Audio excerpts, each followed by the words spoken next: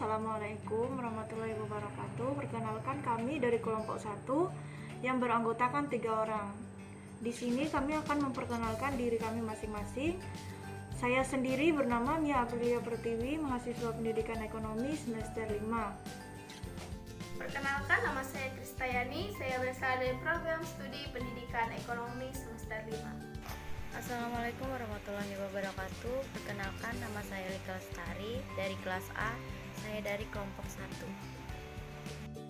Baiklah, selanjutnya kita akan masuk ke dalam materi. Materi pertama disampaikan oleh saudara kita Kristayani. Waktu dan tempat saya persilahkan. Masalah tes, teknik tes, dan non-tes sebagai alat evaluasi belajar. Terlebih dahulu, di sini saya akan menjelaskan apa itu evaluasi. Evaluasi bukan sekedar menilai suatu aktivitas secara spontan, melainkan merupakan kegiatan untuk menilai sesuatu secara terencana, sistematik, dan terarah berdasarkan atas tujuan yang jelas. Sedangkan masalah tes adalah rasa kekhawatiran pada diri sendiri. Bisa juga tes itu karena rasa kurang percaya diri, rasa takut, dan rasa kecemasan yang berlebihan untuk menghadapi sebuah masalah atau tekanan dari orang lain. Sedangkan teknik tes adalah alat pengukuran berupa pertanyaan, perintah atas dasar respon tersebut. Ditentukan tinggi rendahnya akor dalam bentuk kuantitatif, selanjutnya dibandingkan dengan standar yang telah ditentukan oleh ditarik simpulan bersifat kuantitatif. Dan non-tes umumnya memegang penanaman penting dalam rangka mengevaluasikan hasil belajar pada didikan dari segi efektif dan psikomotorik. Dengan teknik non-tes, maka penelitian atau evaluasi hasil belajar peserta didik dapat dilakukan dengan pengamatan secara sistematis, wawancara, dan memeriksa atau memilih. Pengertian tes.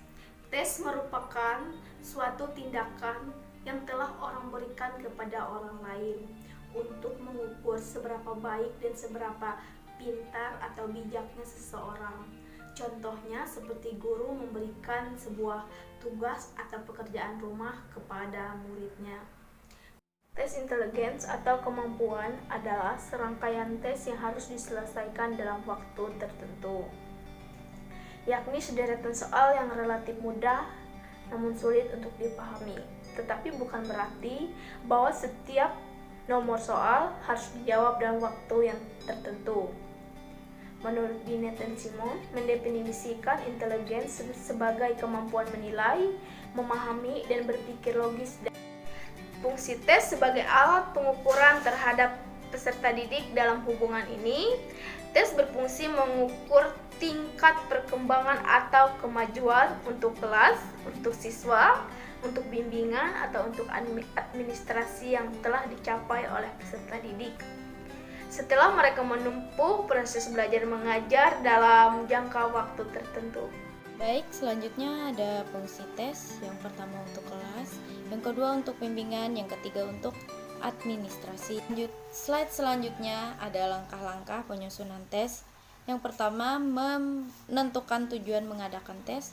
Maksudnya itu seperti halnya kita masuk kuliah, itu perlu untuk mengadakan tes untuk mengasah lagi kemampuan otak kita. Yang kedua, mengadakan pembatasan terhadap bahan yang akan dites. Yang ketiga, merumuskan tujuan instruksional khusus. Yang keempat, menderetkan semua tik dalam tabel persiapan yang membuat aspek tingkah laku. Yang kelima, menyusun tabel spesifikasi yang membuat pokok materi. Yang keenam, menulis butir-butir soal. Itu maksudnya agar dapat dipahami dan mudah untuk dipelajari siswa atau mahasiswa. Slide selanjutnya ada komponen-komponen tes. Yang pertama ada buku tes, yang kedua lembar jawaban tes, yang ketiga kunci jawaban, yang keempat pemeriksaan tes, yang kelima pedoman penilaian. Selanjutnya teknik non-tes sebagai alat evaluasi belajar. Yang pertama mengevaluasi hasil belajar peserta didik dari segi ramah, yang kedua ada sikap affective domain. Sikap ini perlu diperhatikan dalam melakukan tindakan. Yang ketiga, keterampilan psikomotorik domain.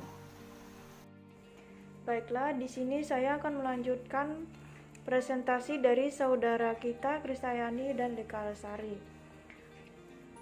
Saya akan menjelaskan tentang pengamatan. Pengamatan itu sendiri harus dilakukan secara sistematis, harus dilakukan wawancara, lalu melakukan penyebaran angket atau menyebar angket, lalu meneliti dokumen-dokumen dari siswa atau peserta didik itu sendiri. Baik, selanjutnya saya akan menjelaskan tentang apa itu observasi. Observasi merupakan suatu pengamatan langsung terhadap siswa dengan memperhatikan tingkah lakunya. Secara umum, observasi adalah cara menghimpun bahan-bahan keterangan atau data yang dilakukan dengan mengadakan pengamatan dan pencatatan secara sistematis terhadap fenomena-fenomena yang akan dijadikan sasaran pengamatan. Observasi dapat dilakukan pada berbagai tempat, misalnya kelas, pada waktu pelajaran, di halaman sekolah, pada waktu bermain, di lapangan, pada waktu murid-murid olahraga, upacara, dan lain-lain. Menurut cara dan tujuannya, observasi dapat dibedakan menjadi 3 macam. Yang pertama ada observasi partisipatif dan non-partisipatif. Yang kedua adalah observasi sistematis dan observasi non-sistematis. Yang ketiga adalah observasi eksperimental. Nah, saya akan menjelaskan observasi yang pertama, yaitu observasi partisipatif dan non-partisipatif. Observasi partisipatif adalah observasi di mana orang yang mengobservasi atau observer ikut ambil bagian dalam kegiatan yang dilakukan oleh objek yang diamatinya. Sedangkan observasi non-partisipatif, observasi tidak mengambil atau observernya tidak ikut mengambil bagian dalam kegiatan yang dilakukan oleh objeknya, atau evaluator berada di luar garis seolah-olah sebagai penonton belaka. Contoh observasi partisipatif, misalnya guru mengamati setiap anak. Kalau observasi non-partisipatif, contohnya guru hanya sebagai pengamat dan tidak ikut bermain. Selanjutnya adalah observasi sistematis dan observasi non-sistematis.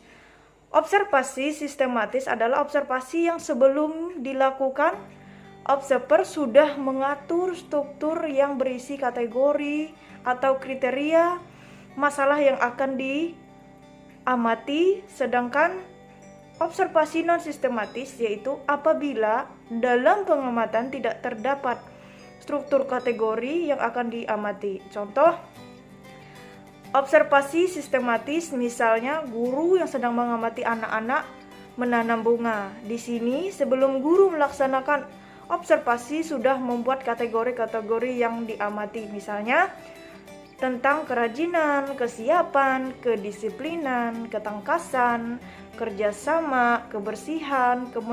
Kemudian kategori-kategori itu dicocokkan dengan tingkah laku murid dalam menanam bunga. Kalau observasi non-sistematis, maka guru tidak membuat kategori-kategori di atas, tetapi langsung mengamati anak yang sedang menanam bunga.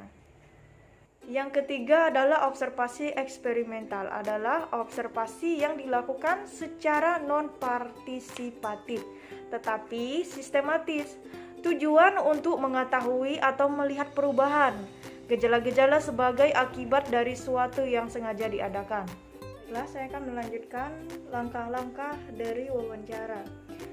Wawancara itu ada beberapa langkah. Yang pertama adalah perumusan tujuan. Yang kedua adalah perumusan kegiatan atau aspek yang dinilai. Yang ketiga, penyusunan kisi-kisi. Yang keempat, penyusunan pedoman wawancara. Yang kelima adalah lembaran penelitian. Ada 2 jenis wawancara yang dapat dipergunakan sebagai alat evaluasi, yaitu yang pertama adalah wawancara terpimpin, yang juga sering dikenal dengan istilah wawancara berstruktur. Yang kedua adalah wawancara tidak terpimpin, yang sering dikenal dengan istilah wawancara sederhana. Itu adalah dua jenis wawancara yang dapat dipergunakan sebagai alat evaluasi. Selanjutnya adalah angket. Angket juga dapat dipergunakan sebagai alat bantu dalam rangka penilaian hasil belajar. Berbeda dengan wawancara, di mana penilaian berhadapan langsung dengan peserta didik atau dengan pihak lainnya. Maka dengan menggunakan angket, pengumpulan data sebagai bahan penelitian hasil belajar yang jauh lebih praktis, menghemat waktu dan tenaga. Hanya saja, jawaban-jawaban yang diberikan ancap kali tidak sesuai dengan kenyataan yang sebenarnya, apalagi jika pertanyaan-pertanyaan yang diajukan dalam angket itu kurang tajam, sehingga kemungkinan bagi responden untuk memberikan jawaban yang diperkirakan akan melegakan atau memberikan kepuasan kepada pihak penilai. Angket dapat diberikan langsung kepada peserta didik, dapat pula diberikan kepada orang tua mereka. Pada umumnya, tujuan penggunaan angket atau kuesioner dalam proses pembelajaran terutama adalah untuk memperoleh data mengenai latar belakang peserta didik sebagai salah satu bahan dalam menganalisis tingkah laku dan proses belajar mereka. Yang selanjutnya adalah pemeriksaan dokumen.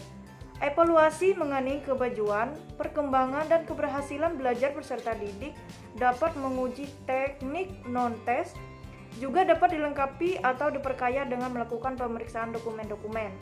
Misalnya, dokumen yang membuat informasi mengenai daftar pribadi atau personality inventory, seperti kapan peserta didik dilahirkan, agama yang dia anut, dan lain sebagainya. Dan juga mengenai riwayat hidup, seperti apakah ia pernah tinggal di kelas, dan juga apakah ia pernah meraih atau mendapatkan penghargaan, dan masih banyak lagi yang lainnya. Informasi-informasi tersebut dapat diperoleh melalui sebuah dokumen berbentuk formulir atau blanko isian yang harus diisi pada saat peserta didik untuk pertama kalinya diterima sebagai siswa di sekolah yang bersangkutan. Baik, itulah presentasi dari kelompok kami, kelompok 1. Mohon maaf jika presentasi kami masih kurang dari kata sempurna. Mohon kritik dan sarannya. Atas perhatiannya kami ucapkan terima kasih. Wassalamualaikum warahmatullahi wabarakatuh.